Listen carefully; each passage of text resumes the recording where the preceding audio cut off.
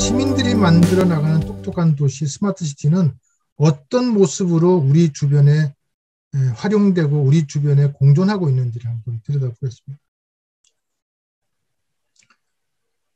스마트 시티는 기술과 경제성 그리고 환경성이 적절하게 반영되는 형태로 가는 것이 가장 궁극적인 스마트 시티라고 얘기를 하고 있습니다. 즉 이러한 과정을 차근차근 세심하게 해결해 나가기 위해서는 똑똑하게 소통하고 의사결정해 나가는 과정이 스마트 시티로 가는 가장 스마트한 방법이다라고 얘기를 할 수가 있겠습니다.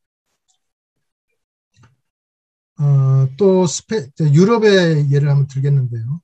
아까는 제가 스페인 산탄데르 예를 들었고요. 여러분들이 잘 아시는 암스테르담, 네덜란드 최대 도시이자 경제, 문화, 산업, 교통의 중심 도시이죠.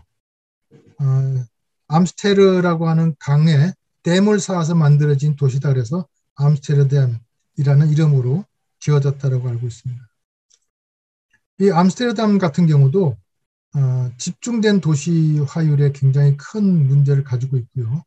그래서 암스테르담은 일찍부터 스마트 시티즌 랩이라고 하는 것을 주민 주도 중심으로 운영을 했습니다. 즉 기술도 없고 또는 어떤 문제를 해결해 나가기 위한 지식도 없는 시민들을 보이지 않는 어떤 문제를 찾아내고 보이는 문제로 만들고 또 만져지는 문제로 만들기도 하고요. 또 환경을 어떤 방법으로 이해할 수 있는지에 대한 기술적인 이런 문제도 공부를 하게 하고 또 액션으로 하기 위해서는 데이터를 어떻게 활용할 것인지 데이터를 활용하는 방법도 공부하게 하고 또 그들이 연구하고 해결해 나가는 과정에 필요한 네트워크나 자산들을 퍼블릭 네트워크나 자산을 통해서 저렴한 비용으로 오픈소스 센서를 통해서 그들이 직접 문제를 해결해 나가는 과정들을 공부하고 연구해 나갈 수 있도록 하는 스마트 시티즌 랩을 2011년부터 운영을 해 나가기 시작했습니다. 그 스마트 시티즌 랩에서 만들어낸 것 중에 좀 대표적인 걸 한번 보여드리겠습니다. 어반 센싱이라고 하는 스마트 시티즌 킷입니다. 아두이노 기반의 조그만 보드고요. 이 보드는 일산화탄소, 이산화질소, 온도, 습도, 광, 소음 이런 것들을 다 담은 조그만 센서 보드입니다. 이러한 센서 보드는 API를 통해서 클라우드 서버로 연동을 하게 될 수도 있고요. 그 다음에 iOS나 안드로이드 같은 앱을 연동해서 그 서비스를 활용할 수도 있도록 만들었습니다. 근데 이 보드를 만들고 나서 주민들이 과연 상용화할 만한 또는 괄목할 만한 서비스를 만들어냈을까요? 그들이 만들어낸 장비는 처음에 이랬습니다. 보통 그 거리에 있는 또는 집 밖에 있는 환경을 측정해야 되기 때문에 오염이나 또는 비에 의해서 이 센서가 보드가 손상되는 것을 막기 위해서 이렇게 굉장히 혁신적인 플라스틱 물병을 이용해서 위를 막았고요. 이러한 것들로 시작을 해서 오른쪽에 보시는 바와 같이 조금씩 기기의 형태가 발전이 되고 궁극적으로는 이렇게 목에 걸 수 있는, 목에 걸면서 다닐 수 있는, 즉 이 보드를 목에 걸고 다니는 시민이 센서가 되는 그러한 스마트 시민 정신을 구현할 수 있는 형태까지 발전이 되게 됩니다. 이제는 처음에는 만들어서 대량으로 주민들에게 무료로 보급했지만 지금은 플랫폼을 통해서 이렇게 목걸이 형태로 판매를 하거나 또는 집에 부착하는 또는 거리에 부착하는 부착 형태로 판매도 하는 그런 형태로 발전을 했다고 합니다. 이러한 암스테르담은 이런 스마트 시티즌 랩을 기준으로 해서 다양한 스마트 시민 정신이 녹아든 프로젝트들을 시행을 했는데요. 대표적인 프로젝트 2개만 소개해 드리겠습니다. 2009년부터 2011년 동안 진행한 지속 가능한 이웃이라고 하는 암스테르담의 프로젝트입니다. 에너지와 기후변화 이슈에 대해서 마을 주민들의 관심을 적극적으로 유도를 하고 시민들이 직접 스마트 미터기들을 통해서 내가 쓰고 있는 구체적인 에너지 소비량 정보를 확인하고 또 자발적으로 에너지 절약 행동을 하도록 유도를 해서 처음에는 730개 가정에 1460대의 스마트 미터기를 설치를 했습니다. 조금 있다가 제가 우리나라의 스마트 시티 서비스 사례들을 설명드릴 텐데요. 우리나라에서는 이러한 스마트 미터기를 가정에 들여서 내 가정에 쓰고 있는 전기 절약의 에너지 소비량 정보를 파악하고 확인하는 서비스들이 이제 지자체 중심으로 진행이 되고 있다라고 이해를 하시면 되겠습니다. 그 다음에 암스테르담의 카고호프 프로젝트입니다. 이것도 마찬가지로 2009년부터 2011년까지 진행됐던 프로젝트인데요.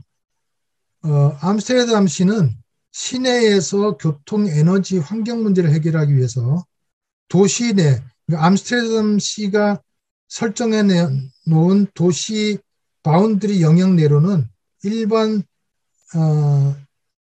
차량이 진입하지 못하도록 일단 제도적으로 규제를 했습니다. 그래서 그 화물차가 암스테르담 시내로 진입을 할 필요가 있을 경우에는 암스테르담 시가 정해놓은 외곽에 있는 이러한 그 카고호프라고 하는 친환경 전기 화물차에 화물을 트랜스퍼해서 바꿔 실어서 그 다음에 이 차를 가지고 암스테르담 시내로 들어와야 돼요. 네, 그래서 이제 모든 화물차들이 이러한 카고호프를 이용해서 화물 차량을 통해서 지속 가능한 이런 교통 시스템을 구축하고자 시도했다라고 그 가치를 이해하시면 되겠습니다. 다음은 그 유럽의 스마트 시티 그러면 그 헬싱키의 칼라사타마를 대표적으로 꼽기도 합니다. 칼라사타마가 스마트 시티를 시민들에게 제공하기 위해서 시에서 내건 가장 중요한 슬로건이 One more hour a day라고 하는 하루 1시간 더 돌려드리겠다라고 하는 슬로건을 내걸었습니다. 즉 스마트 시티 서비스를 통해서 우리가 사용하고 있는 24시간 중에 1시간을 주민들에게 편안한 삶의 질 향상을 위해서 돌려줄 수 있다는 그러한 시간 창출을 하는 가치를 기여하겠다라는 것이 헬싱키의 스마트 시티의 목표이기도 합니다. 그래서 칼라사타마는 스마트 미터링, 스마트 폐기물 서비스, 그다음에 건강 웰빙 센터, 미래학교 등등의 포트폴리오를 설계하고 운영을 했고요. 또 가장 대표적으로 지하에 파이프라인을 만들어서 그 파이프라인을 통해서만 폐기물이 수집되고 또 탄소 중립을 위한 스마트 그리드 등을 통해서 다양한 에너지 서비스를 구축했다 이렇게 설명드릴 수가 있겠습니다. 국내 사례에도 스마트 시티를 얘기하면 가장 오래되고도 대표적인 사례를 들 수가 있는데요. 지금도 스마트 시티와 리빙랩을 얘기하면 이 건너이오 프로젝트를 사례를 들기도 합니다. 이 사진에서 보시는 왼쪽 위에 있는 저 다리는 모양이 물고기 모양인데 이름 그대로 물고기 다리입니다. 저 물고기 다리 이 한쪽 편에는 약 한 1200세대가 살고 있는 아파트 단지가 있고 저 물고기 다리를 넘어서면은 대규모 상업단지가 조성이 되어 있습니다. 대전의 외곽에 있고요.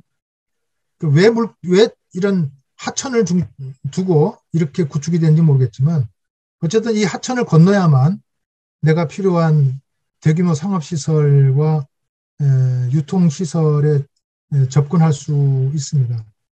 그러다 보니까 비가 조금만 와서 무릎 정도만 차더라도 이 물고기 다리는 잠기게 되고요.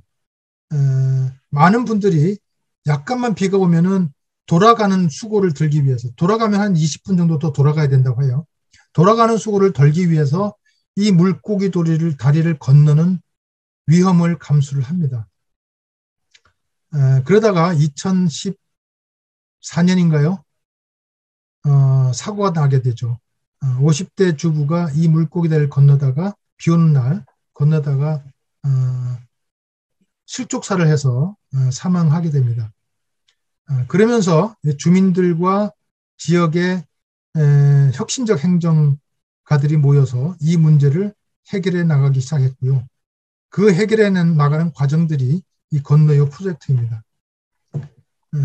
물론 지자체에서 예산이 있으면 다리 하나 그냥 놓으면 되겠지만 실질적으로 이 물고기 다리를 대체한 다리가 놓여진 것은 사고가 나고 나서 약 한 5년이 지난 2020년에 다리가 놓였다고 합니다.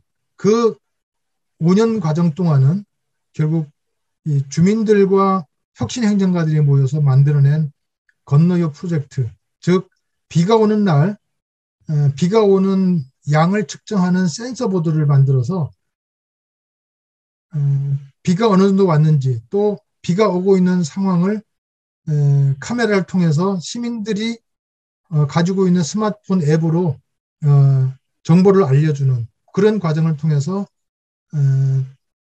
그 물고기 다리를 건너려는 시도 자체를 아예 봉쇄하고자 하는 것이 이 건너 프로젝트의 가장 핵심적인 과정이었다라고 보고 있습니다. 영상이 있습니다만 기술적인 문제로 영상은 제가 그냥 패스하도록 하겠습니다. 자, 지금 제가 이제 스마트 시티 리빙랩 얘기를 몇 차례 드렸습니다. 왜냐하면 스마트 시티를 얘기하면 리빙랩을 뺄 수가 없고요. 리빙랩을 빼지 않으면 리빙랩이 있지 않으면 스마트 시티를 얘기하기는 쉽지가 않습니다. 즉 우리나라에서는 스마트 시티 프로젝트를 각 지자체 내지는 대규모 신도시에 적용하는 그 과제는 국토부에서 진행을 하고 있고, 국토부에서는 모든 지자체 또는 신도시의 스마트 시티 기획 과정에 주민 참여 리빙랩이라고 하는 프로젝트를 주요한 과정으로 꼭 거치게 되어 있도록 제도적으로 마련을 하고 있습니다. 그래서 이런 우리 서울 같은 약간 좀 오래되고 새롭게 바꾸기 쉽지 않은 지역도 마찬가지로 방법론에 따라서는 다르겠지만 여전히 주민 참여 리빙랩은 계속 활성화되고 현장에서 이루어지고 있다라고 이해를 하시면 되기 때문에, 그래서 제가 스마트 시티 리빙랩에 대해서 몇 가지 더 이렇게 정보를 드리고 공유를 하겠습니다. 스마트 시티 리빙랩이 필요한 이유는 전문가들 중심으로 주민의 공감대나 주민의 요구를 판단하는 것에 대해서 예측 및 실패를 아주 오랫동안 여러 차례 거쳤다는 것이 정부 차원의 판단입니다. 이거는 쉽게 이해할 수 있는 거죠. 즉 행정가와 기술자와 전문 기업들 중심으로 시민의 요구사항을 예측하는 것이 얼마나 실패할 확률이 큰지는 미리 꼭 실험하지 않아도 알 수 있는 거죠. 그래서 리빙랩에서는 리빙랩이라는 랩을 통해서 정보통신 기술을 활용해서 주민들이 참여해서 도시 문제를 직접 해결하는 시민 참여 정책을 만들어서 한번 시도해보는 거죠. 이름이 랩이거든요. 랩이기 때문에 우리가 살고 있는 문제를 해결하기 위해서 이런 기술, 저런 기술, 이런 문제, 저런 문제를 한번 도전해보고 시도해보고 랩이기 때문에 시도를 실패할 수도 있는 거죠. 그 과정을 통해서 좀 더 큰 실패, 좀 더 큰 기회를 놓치지 않기 위해서 해보는 것이 이 스마트 시티 리빙랩입니다. 이 리빙랩은 단순하게 우리가 교통 문제나 소음 문제 한두 개 문제로 귀착되지는 않습니다. 우리가 살고 있는 모든 공간에서 일어나고 있는 문제, 동네 골목 쓰레기 문제, 미세먼지 문제, 그 다음에 아파트 단지의 위층과 아래층 간의 소음 문제, 또 생산 현장의 문제, 모든 문제가 다 우리가 살아가는 과정에 있는 모든 문제가 다 스마트 시티 리빙 랩의 주제가 될 수 있고 토론이 될 수 있는 그런 가능성을 가지고 있다라고 이해하시면 되겠습니다. 이 스마트 시티 리빙 랩은 학문적으로는 포피라고 하는 거버넌스를 구성하는 것이 가장 중요한 협력 체계의 기본입니다. 즉, 퍼블릭, 지역 행정가, 프라이빗, 프라이빗은 여기서 보통 기술자를 얘기합니다. 민간 기업을 얘기하는 거죠. 민간 기업의 기술자 또는 관련 학계의 전문가, 그 다음에 people, 주민이죠. 그래서 행정가와 민간 기업과 주민이 파트너십을 이루도록 하는 포피 개념의 거버넌스를 구축하는 것이 스마트 시티 리빙 랩의 가장 기본적인 구성 체계입니다. 그리고 스마트 시티 리빙 랩을 구축하고 구현하기 위해서는 그 비율을 어느 정도 설정을 하고 있습니다. 즉 일반적인 스마트 시티 리빙 랩은 people, 즉 지역 주민을 60% 이상으로 구성하는 것을 권장하고 있고 나머지 40%를 상황에 따라서 20, 20 또는 00, 10, 그다음 지역 전문가 30 이렇게 구성할 수도 있지만 가장 중요한 지역 주민은 적어도 50% 이상, 60%를 구성해야 한다라고 권유하고 있습니다. 이러한 스마트 시티 리빙 랩을 통해서 나온 결과물을 국내 사례를 드려보겠습니다. 지금 보여드린 사례는 여러분 아마 세종 신도시 들어보셨죠? 세종 신도시는 행복도시라는 이름으로 1-4 생활권이 이렇게 구역별로 나눠져 있습니다. 그래서 가장 우선적으로 1-4 생활권의 스마트 시티 실증 서비스라는 이름으로 주민 참여 리빙 랩을 진행을 했고요. 2018년 8월부터 2019년 12월까지 1년 6개월 정도 진행을 했습니다. 여기에서 나온 4가지 결과물입니다. 야간 미신호 구간의 횡단보도 보행자 안전을 위해서 조명등을 설치해달라라는 미신호 구간 안전시설물이 설치가 됐고요. 그 다음에 교차로 사각지대에 보행자가 접근하고 있다라는 접근 정보를 표출해서 운전자들이 그걸 미리 알 수 있도록 해달라고 해서 교차로 안전시설물이 설치가 됐고요. 그 다음에 주거단지 내에 미세먼지나 습온도, 오존 정보 등을 실시간으로 알려달라고 하는 미세먼지 알림 정보가 아파트 단지 내에 구축이 되어 있고 또 상업지역의 쓰레기 무단 투기 방지를 위해서 안내방송 및 촬영기기를 시설물을 설치했습니다. 이 쓰레기 투기 방지 시설물은 다소 장단점이 있고 여러 가지 소랑솔레가 있긴 합니다만 이 기기가 설치되어 있는 일정한 반경 내 또는 설치된 쓰레기통이 아닌 지역의 쓰레기를 버리려고 시도하는 또는 버리고 있는 주민이 있거나 또는 행인이 있으면 여기서 안내 방송을 하거나 사진을 찍어서 행정 조치를 할 수 있도록 이렇게 하는 그런 기계라고 볼 수 있는데요. 이 부분은 약간 그 개인 인권 침해 또는 소음 문제 이런 것들로 인해서 다소 좀 장단점이 있는 그런 서비스이기도 합니다. 여하튼 이 4가지 서비스가 1년 반 동안 주민들이 참여해서 필요에 의해서 만들어진 서비스이다. 이렇게 이해를 하시면 되겠습니다. 그래서 세종 신도시는 앞으로 좀 더 확산되는 신도시에 이러한 서비스들이 기본적으로 시설물이 들어갈 것으로 그렇게 예상하고 있습니다. 그 다음 하나 사례는 거의 비슷한 시기입니다. 2018년 8월부터 약 2년간 디지털 사회혁신 사업 공감 이익 구로라고 하는 행정안전부와 구로구청이 이 사업도 시민참여 주도형 리빙랩 모델을 구축하고 운영하는 사업이었습니다.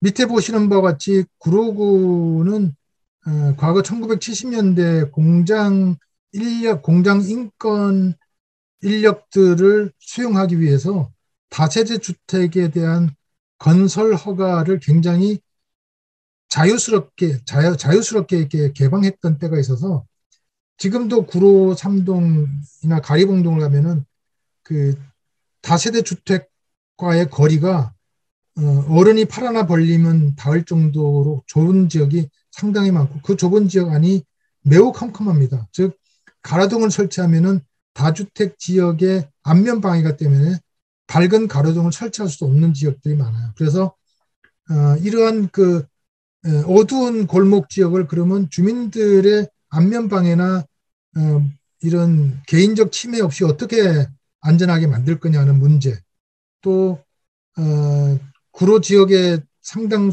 비율을 계속 증가하고 있는 다문화 가정들, 또 당시 2018년에 사회적으로 크게 문제가 되고 해결 방안을 찾으려고 노력했던 이런 화장실 몰카에 대한 사회적 불안, 뭐 이런 것들을 주민들이, 구로 지역에 있는 주민들이 모여서 같이 연구하고 또 기계를 만드는, 아까 그 암스테르담의 시티즌제까지는 아니지만 그런 모습으로 주민들을 교육하고 스스로 이런 기계를 만들 수 있는 교육을 하고 또 선정된 기계를 같이 이해할 수 있도록 교육하고 설치하고 이런 사업들을 진행을 한 것이 이 공감이 구로 사업입니다.